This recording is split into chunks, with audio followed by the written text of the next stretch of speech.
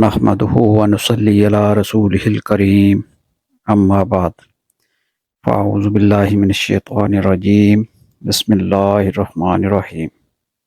السلام علیکم ورحمۃ اللہ وبرکاتہ۔ آج کی ویڈیو میں ہم دو عظیم حدیثوں پر بات کریں گے جو ہمیں ایمان کی حقیقی لذت اور ہدایت کی اہمیت بتاتی ہیں۔ حضرت ابو ہریرہ رضی اللہ تعالی عنہ بیان کرتے ہیں کہ رسول اللہ صلی اللہ علیہ وآلہ وسلم نے فرمایا، اس ذات کی قسم جس کے ہاتھ میں محمد صلی اللہ علیہ وسلم کی جان ہے، اس امت کے جس یہودی اور عیسائی نے میرے متعلق سن لیا اور پھر وہ مجھ پر اتارے گئے دین و شریعت پر ایمان لائے بغیر فوت ہو جائے تو وہ جہنمی ہے۔ رواہ مسلم۔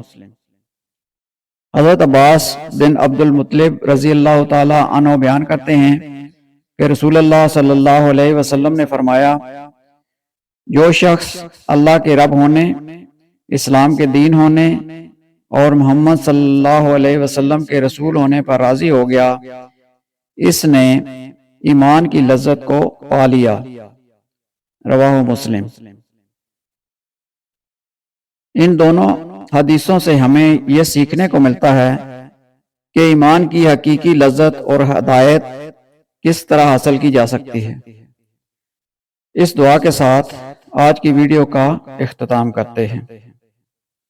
اے اللہ، ہمیں ان لوگوں میں شامل کر جو کہی ہوئی بات کو سنیں اور اس کی بہترین پیروی کریں، اور ہمیں اپنے صراط مستقیم کی طرف رہنمائی فرما، اور ہمارے ایمان کو اپنے محترم چہرے کے لیے خاص کر۔